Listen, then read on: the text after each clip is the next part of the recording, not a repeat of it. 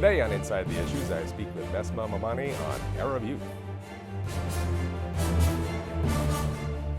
Hello and welcome to Season 6 of Inside the Issues, a CIGI online podcast. I'm David Welch, CIGI Chair of Global Security at the Balsillie School of International Affairs, and also a Senior Fellow here at the Center for International Governance Innovation.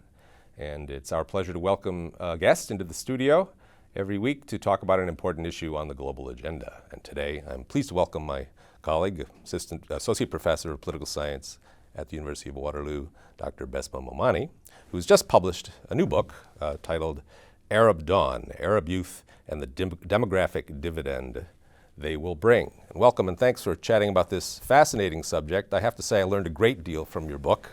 Thank you. And it made me smile. Good. We hear a lot of bad press about the Arab world and about the dim prospects for the future of the region. Mm-hmm.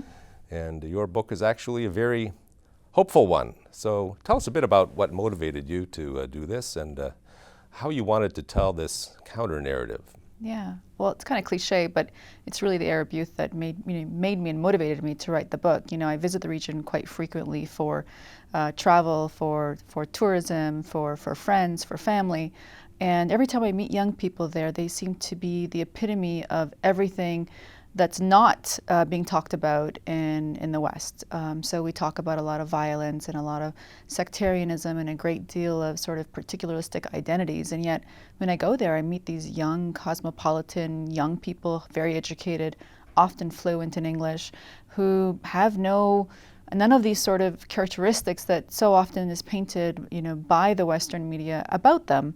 And I think that they're really the source of change, and that's what I wanted the book to point out, was not that things are rosy in the Middle East and the Arab world. There's a lot of change that needs to be done, but just that the Arab youth themselves are very different than the previous generation, that there is a social and cultural revolution, if we talk about revolution as the source of change, and a fundamental rethinking of society and life and politics and authority. These young people have fundamentally different views than their parents, which I think is something we need to celebrate.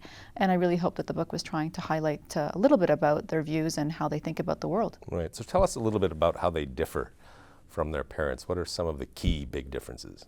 Well, one thing, statistically is, I think, quite interesting is that they're very educated. I mean, they have sought after post-secondary education like no other generation. And in fact, the rate of growth is the fastest anywhere else in the world. That's what's quite remarkable. And it's generational. I mean, most families could, boast one or two of their kids having a university degree. We're looking at almost universality. There's just this great hunger for education in this young generation. And it's across gender, it's across socioeconomic status. It seems to be there's this enormous thirst for education that I think is really important, because my point of the book is that really brings confidence. It brings a perspective on life. It allows them to be more challenging of authority. They don't think of deference in the same way that the previous generation often did, sort of this resignation to the idea that somehow somebody else knows better, or that there are powerful actors in government who not just know better, but ought to be there because they're there for the sake of things like stability and the whole strongman argument. And Arab youth aren't like that. They're questioning and they're saying, no, I don't believe in that, and that's not convincing enough to me. The proof is in the pudding. Why are the streets have garbage? Why are you, still, the corruption, for example, which is so high on the minds of Arab youth. They often point to that and say, you can't be a person representing the public office and stealing public goods.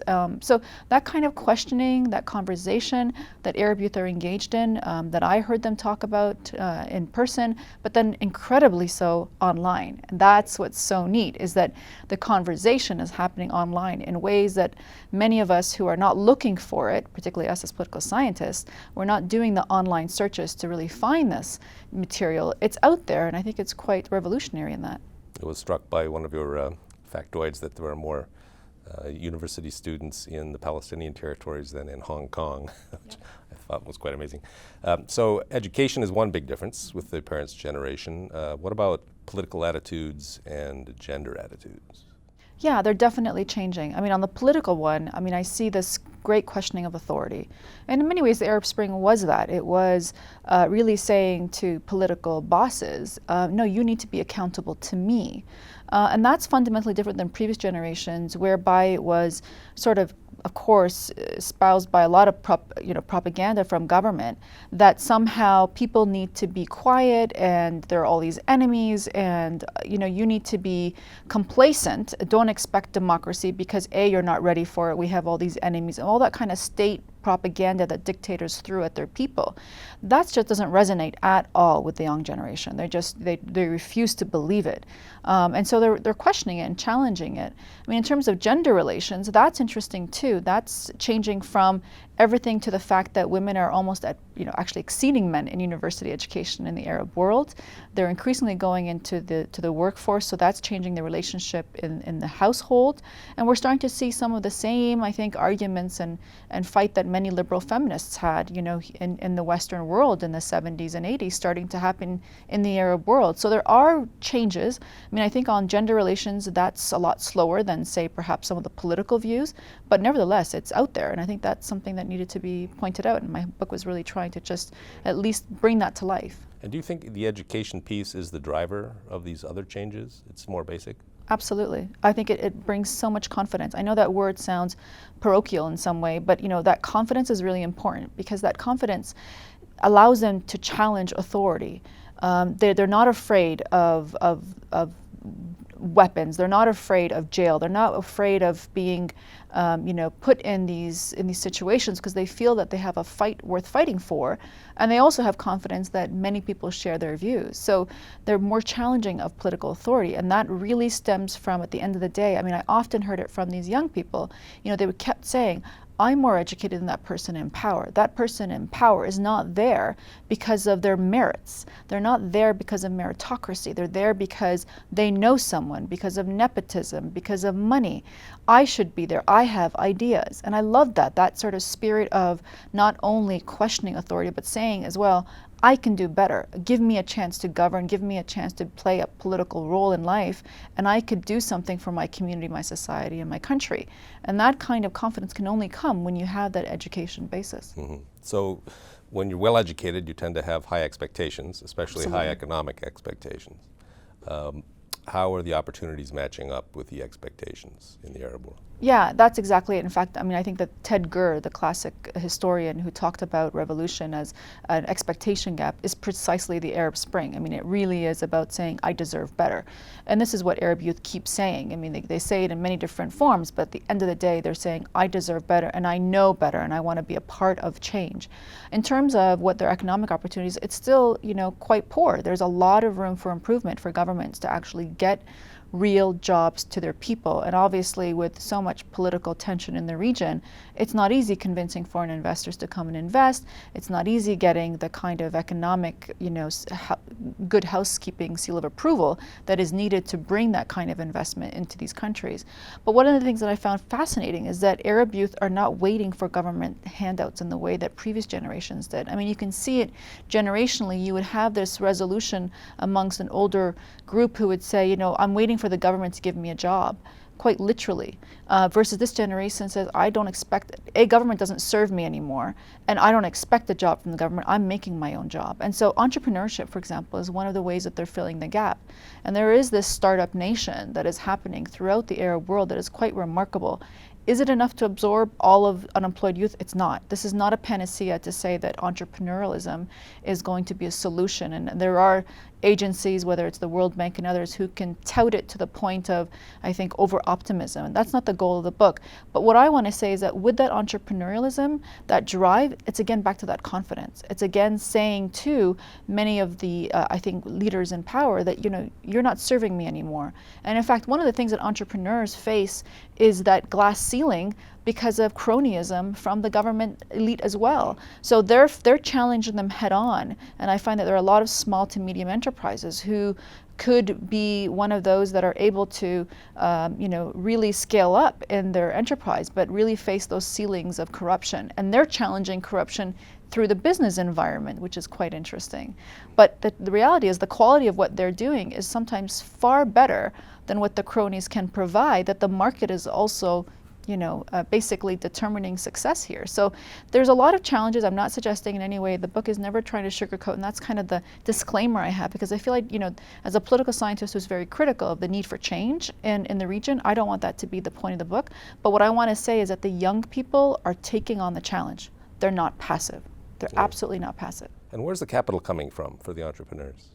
Well, everything from sometimes it's within their own communities. There are some really interesting online initiatives. Crowdsourcing has become a really popular way of getting entrepreneurs off the mark, and even some really interesting organizations. Silatech, EEF. There are some really interesting small microcredit programs that are helping. And in fact, one of the things that I talk about in the book that I think as a policy prescriptive is to think about our foreign aid commitments, because we need to start avoiding foreign aid in the terms of particularly military aid to governments, and start thinking about getting money to young people who really do want to change their society, and in the end employ far more people in these small entrepreneurial enterprises than you would find in just giving foreign aid through either military or top-down kind of aid. Right.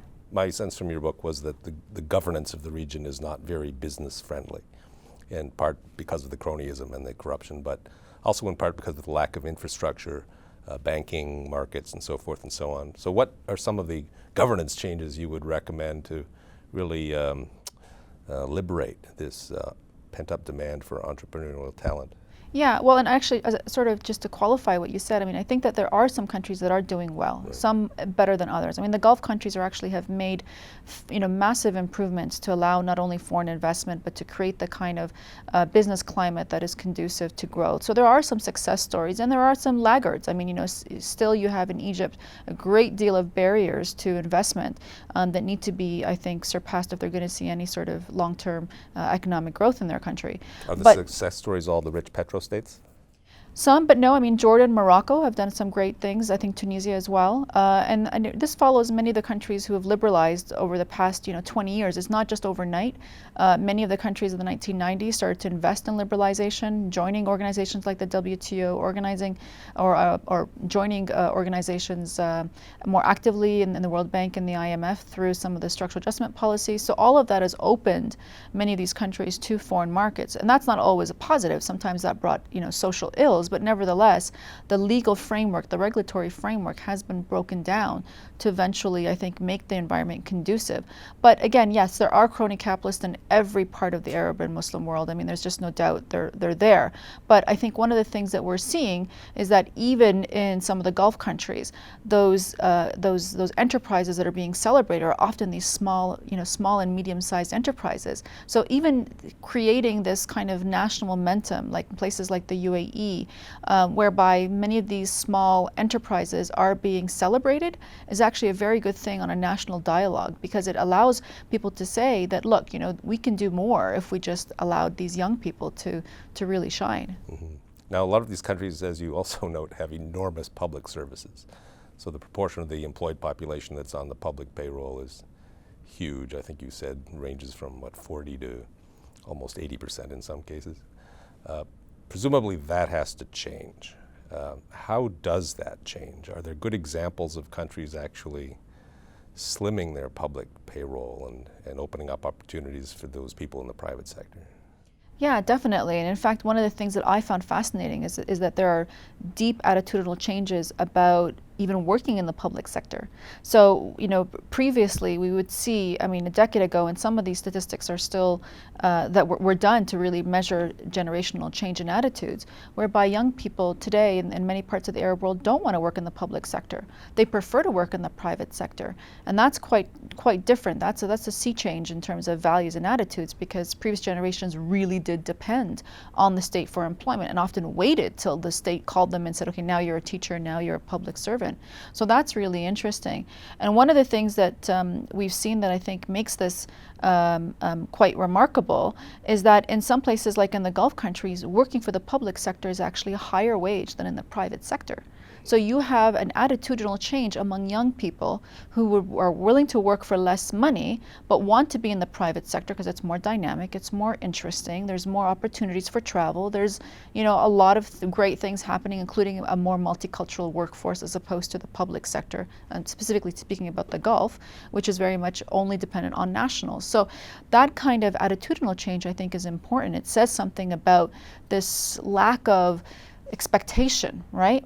Even though many of Arab youth say, I deserve better, they're not thinking of the state as being better. They're seeing the state as being a laggard in development. So the private sector is often one that's looked at as success. And people, when they point to success stories of companies around them, they're not looking at the public enterprises. The public enterprises have the worst service. They have, all of the characteristics of a bureaucracy that people want to avoid. So it's also the environment, the work environment. As, Arab youth become more educated, many of them are studying abroad and coming back, they also don't want to be in the public service, which has that kind of greater tendency towards nepotism, greater tendency towards complacency, not basing success on merit, and they don't want a part of that. So that's really important. That's part of the attitudinal changes that I'm seeing in the Arab youth who do want to enjoy in the private sector and be more prosperous. Right. Now you talk about the Arab youth as being interestingly complex in terms of identity, very well connected. I was surprised at the connectivity figures. These are people who don't live in an insular world.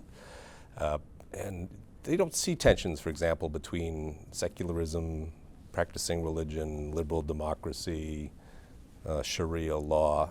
From a Western perspective, these all sound completely inconsistent. Absolutely. So obviously we were misunderstanding what's happening in the region. And I also assume we're misunderstanding what we see as sort of the backlash, sort of the conservative, very traditional Islamic/jihadist rejection of a lot of these values which seem quite comfortable to the Arab youth. Yeah, I mean, this is actually one of the things I think that really opened my eyes. It's something that I had a sense of, but really digging deep and asking questions finally clarified it to me. We have this unbelievable fixation on assuming that one has to be liberal, Western, and comes with that all of the package of liberal values, and with that secularism, or one is of faith and religious, and in the case of Islam, practicing Muslims. When I went to the Arab world, and the caveat here is that not all Arabs are Muslim, but I spoke to many Muslim Arabs, they were very, I think, surprised that we keep talking about these terms in dichotomous ways. They're very happy with being a hybrid. I mean, this is the term that I kept hearing. They're both. They don't want to choose. They want to be practicing Muslims who have faith, who believe in principles of Islamic life, but are very Western, and not just consumerist Western. I mean, this is really important. They want meritocracy, which I think is a liberal Western value. They want democracy. 92% want democracy, which is a liberal Western value, and Western liberal democracy, right?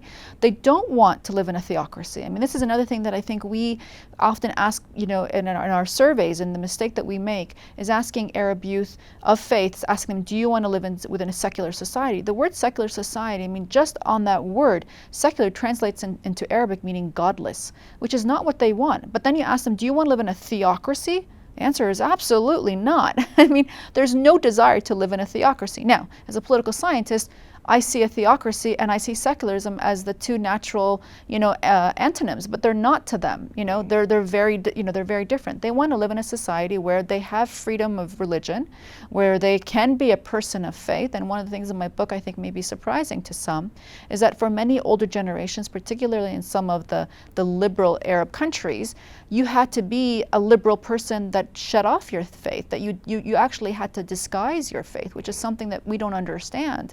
I mean, Turkey is a model that we know with the Ataturkian principles of secularism forced people, and I think in high society, in media, in so much of public life, particularly Muslim women, but also Muslim men, could not be practicing in the public eye, which I think people would find very surprising. And young people today reject that. They say, no, I want to be, it's often in the fashion I found very interesting. Muslim women would say, I want to wear my hijab, but I want to wear all the latest fashions from Zara and Mango, and I see no contradiction in that. I want to be very stylish. And that's something that I think we can see that. We see that on the streets of Toronto. We see that on the streets of Amman and the streets of Cairo. But that's exactly the way that they feel about their identity.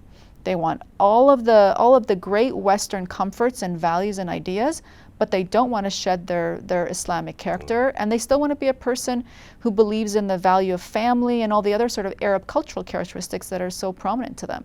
Well, I think you've done us a great service by helping us correct some of our misconceptions, and it's true that these misconceptions are everywhere. It seems to me, based on the book that I enjoyed and our chat today, that we don't actually have a conflict in the world now between Islam and the West. We have a conflict within Islam.